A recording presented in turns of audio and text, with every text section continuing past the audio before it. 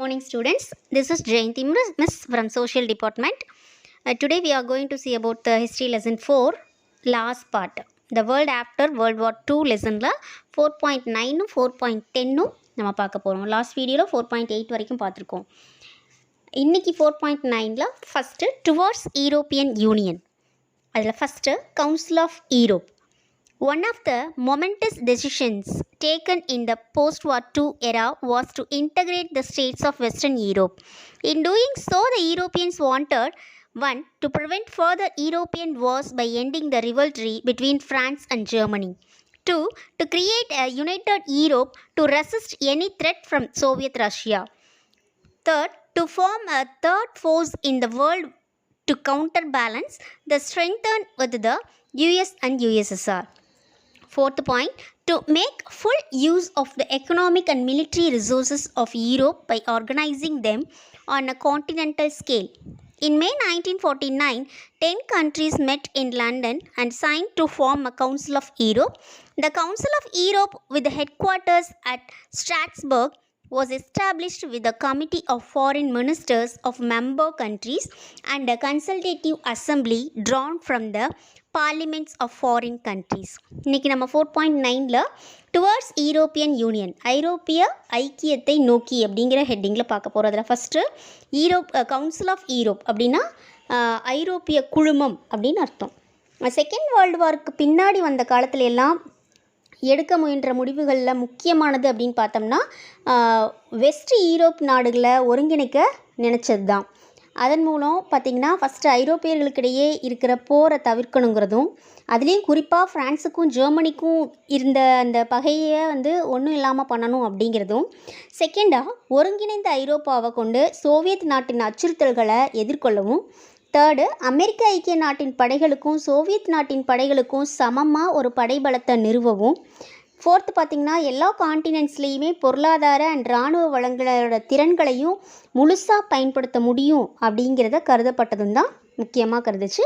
இதில் 10 நாடுகள் பார்த்திங்கன்னா லண்டனில் மே 1949 கூடி ஐரோப்பிய சமூகத்தை உருவாக்க சைன் பண்ணாங்க. ஸ்ட்ராஸ்பர்க் அப்படிங்கிற தலைமையகமாக கொண்ட இந்த ஐரோப்பிய சமூகத்தில் உறுப்பு நாடுகளின் வெளியுறவுத்துறை அமைச்சர்களை கொண்ட ஒரு குழுவும் வெளிநாடுகளின் பாராளுமன்ற உறுப்பினர்கள் சிலரை கொண்ட கலந்தாய்வு சபையும் அமைக்கப்பட்டுருச்சு. Second, European coal and steel community. The European Defence Community (EDC) and the European Coal and Steel Community (ECSC) were established. 6 countries, that is France, West Germany, Italy, Belgium, Holland and Luxembourg, belonging to ECSC, signed the Treaty of Rome, which established the European Economic Community (EEC) or the European Common Market with headquarters at Brussels. செகண்டாக நம்ம பார்க்க போகிறது ஐரோப்பிய நிலக்கரி and எஃகு சமூகம் அப்படிங்கிறது. இதில் ஐரோப்பிய பாதுகாப்பு சமூகமும் ஐரோப்பிய நிலக்கரி அண்ட் எஃகு சமூகமும் துவங்கப்பட்டுச்சு. ஐரோப்பிய நிலக்கரி அண்ட் எஃகு சமூகத்தை சேர்ந்த 6 நாடுகள் பார்த்திங்கன்னா France, west Germany, Italy, Belgium, Holland, Luxembourg, இது எல்லாமே ரோம் அப்படிங்கிற இடத்துல கூடி ஒரு ரோம் ஒப்பந்தத்தை ஏற்படுத்தியதோடு மட்டும் இல்லாமல் அதன் மூலமாக ஐரோப்பிய பொருளாதார சமூகம் அல்லது ஐரோப்பிய பொது சந்தையை பிரசல்ஸ் நகர தலைமையகமாக கொண்டு ஏற்படுத்துச்சு. தேர்டாக European economic community (EEC). The EEC eliminated barriers to the movement of goods, services, capital and labor. It also prohibited public policies or private agreements that restricted market competition. The Common Agricultural Policy (CAP) and the Common External Trade Policy were evolved. European Common Market was a remarkable success. இதில் நம்ம தேர்டாக பார்க்க போகிறது என்ன அப்படின்னா ஐரோப்பிய பொருளாதார சமூகம் அப்படிங்கிறது. இந்த சமூகம் பார்த்திங்கன்னா கூட்ஸ், சர்வீசஸ், பண்டங்கள், சேவைகள், முதலீடு, தொழிலாளர்கள் இதனுடைய நகர்வை எல்லைகள் வரைக்கும் கொண்டு போய் நிறுத்துறத மாற்றி அமைச்சிச்சு.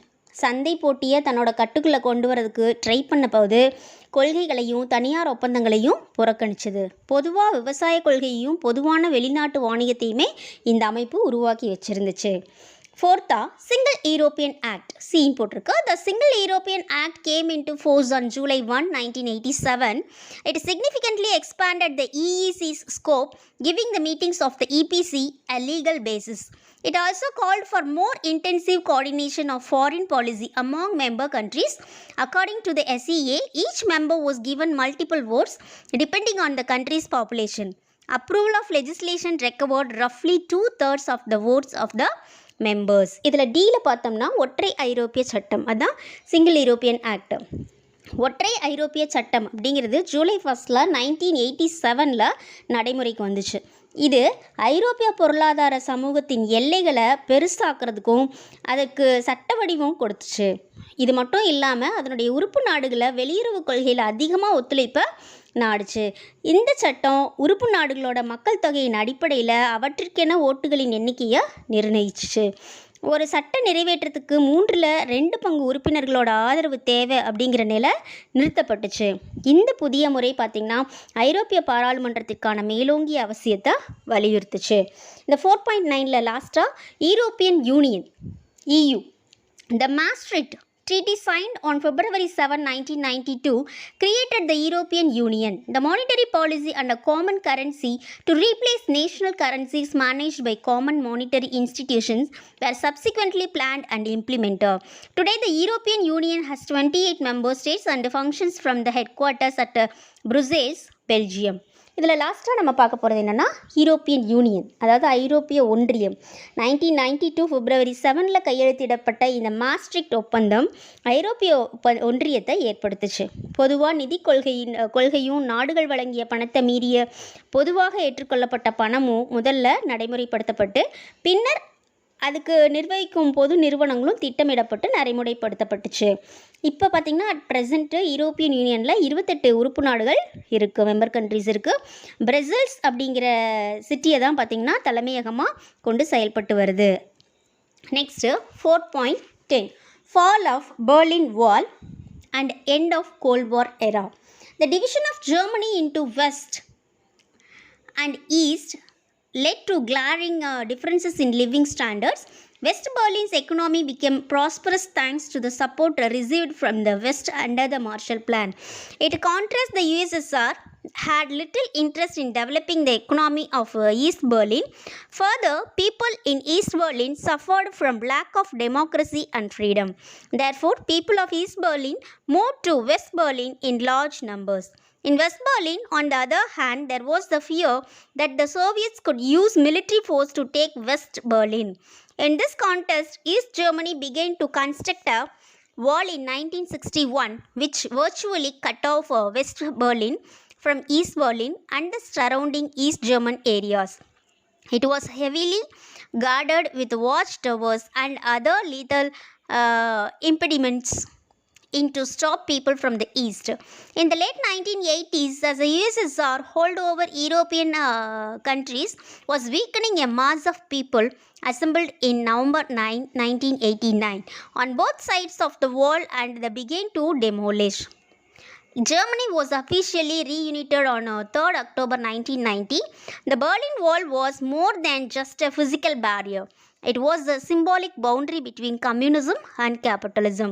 With the fall of Berlin Wall, followed by the collapse of the Soviet Union, the Cold War era came to an end. 4.10 நம்ம பார்க்க போகிறது ஃபால் ஆஃப் பெர்லின் வால், அதாவது பெர்லின் சுவரோட வீழ்ச்சியும் பனிப்போருக்கு உண்டான கால முடிவும் தான் இதில் பார்க்க போகிறோம்.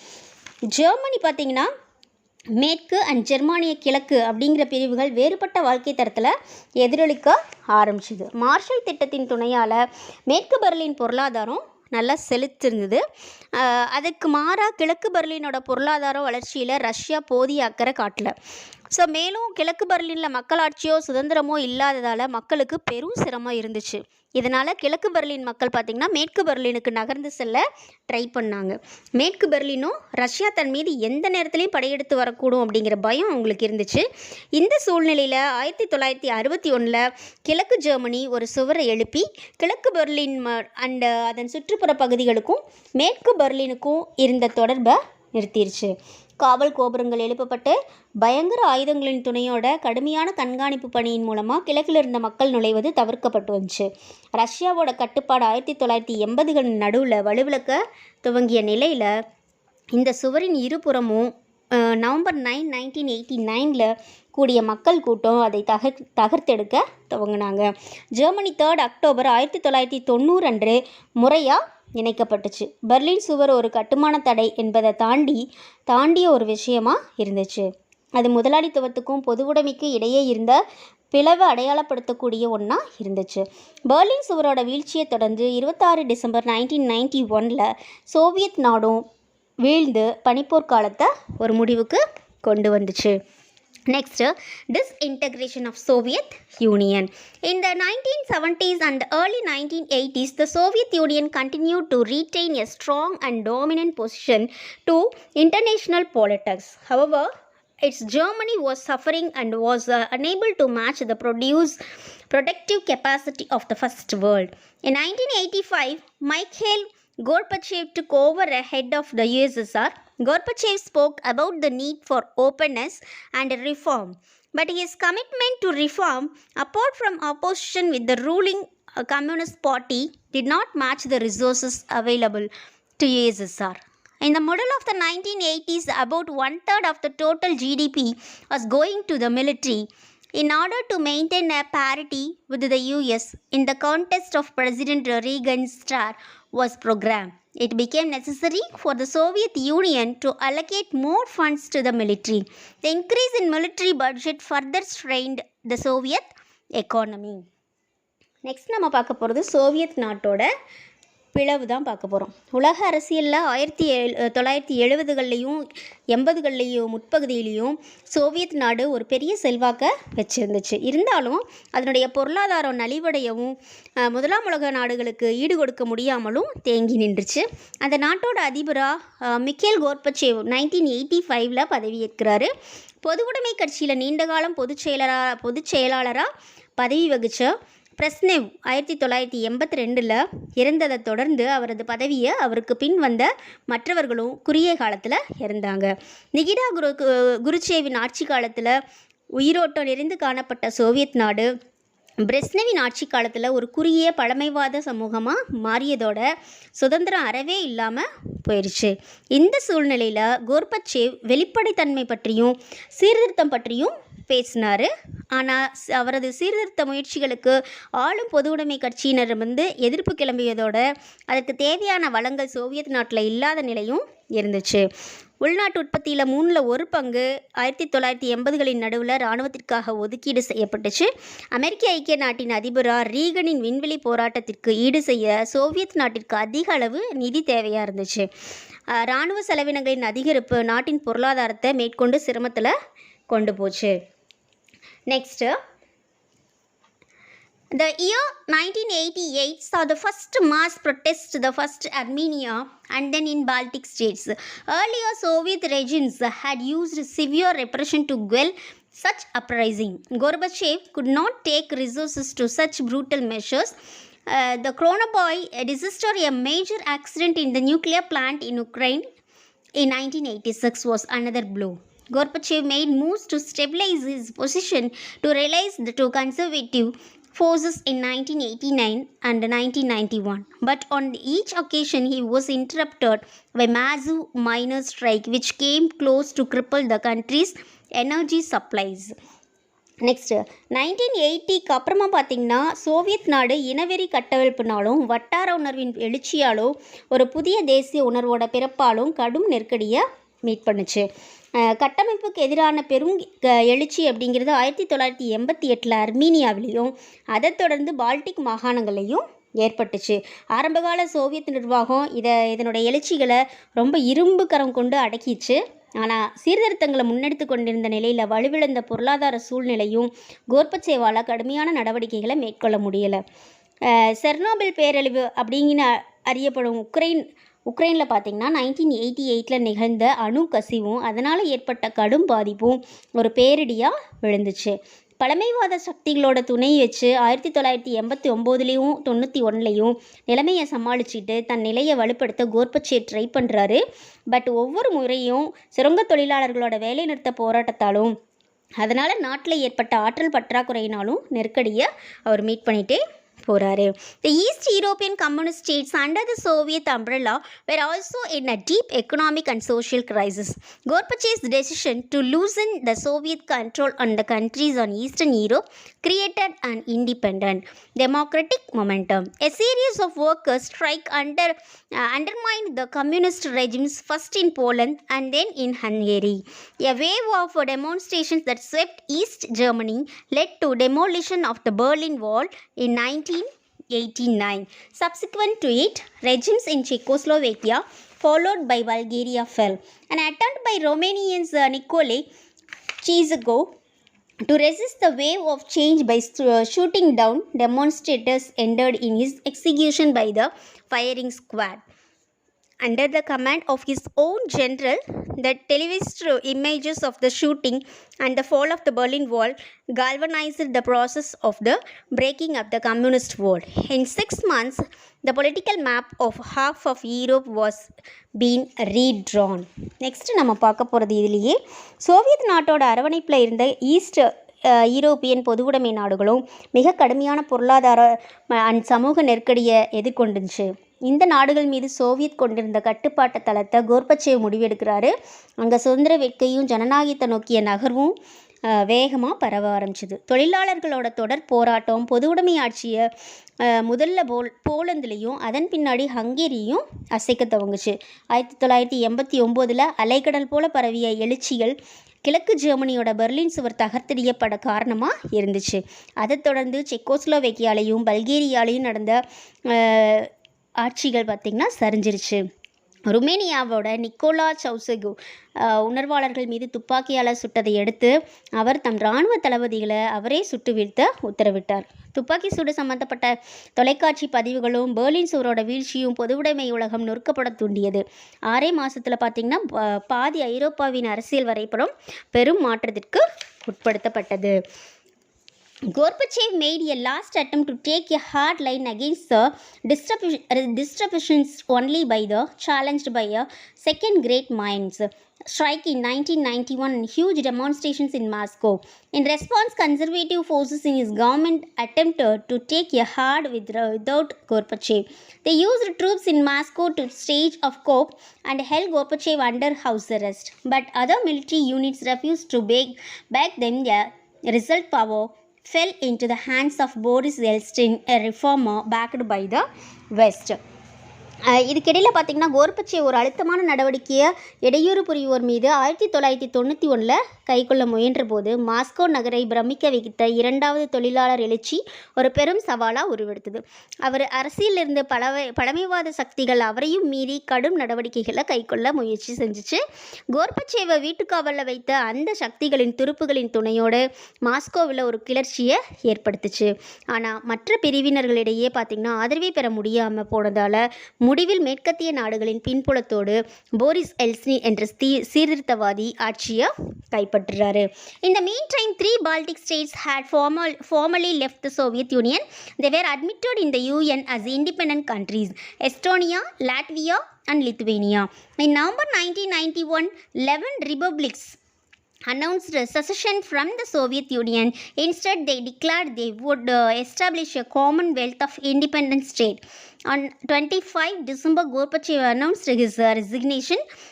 For 6 days, the Soviet Union continued to exist only in the name at midnight on 31st December 1991.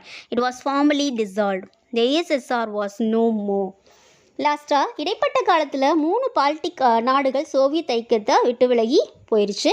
அது எஸ்தோனியா, லாட்வியா, லித்துவேனியா. இந்த நாடுகள்லாம் பார்த்திங்கன்னா யூஎனோட இதில் சுதந்திர உறுப்பினர்களாக சேர்க்கப்பட்டாங்க. 1991 நவம்பரில் 11 குடியரசுகள் சோவியத் ஐக்கியத்திலிருந்து பிரிவதாக அறிவிச்சது. அதற்கு மாறாக சுதந்திர நாடுகளாக ஒரு பொதுநல அமைப்பின் கீழே வீற்றிருப்பதை இந்நாடுகள் விரும்புச்சு. கோர்பச்சேவ் 25 டிசம்பர் 1991 தனது ராஜினாமாவை அறிவிக்கிறார். பெயரளவில் 6 நாட்களுக்கு சோவியத் ஐக்கியம் நீடித்தாலும் அது 1991 டிசம்பர் 31 அன்றைக்கு மிட் நைட்டில் முழுமையாகவே கலைக்கப்பட்டுச்சு. இறுதியில் சோவியத் ஐக்கியமே இல்லாமல் போணுச்சு.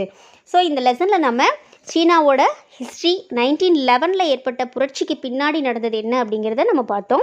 தென் யுஎஸ்ஏக்கும் சோவியத் ரஷ்யாவுக்கும் இடையில இருந்த கோல்டு வார் எப்படி அப்படிங்கிறதையும் பார்த்தோம். கொரியன் வார் பற்றி பார்த்தோம். கியூபாவோட அந்த ஏவுகணை சிக்கல் பற்றி பார்த்தோம். அண்ட் யுஎஸ்ஏ நாட்டிலேருந்து விலகி ஐரோப்பிய குழு ஏற்படுத்தி அதுக்கு பின்னாடி ஐரோப்பிய பொது சந்தையும் ஐரோப்பாவை இணைவும் எப்படி ஏற்பட்டுச்சு அப்படிங்கிறத பார்த்தோம். இதோட 4th லெசன் கம்ப்ளீட் ஆயிடுச்சு. நெக்ஸ்ட் வீடியோவில் அடுத்த லெசன் பார்க்கலாம். Thank you students.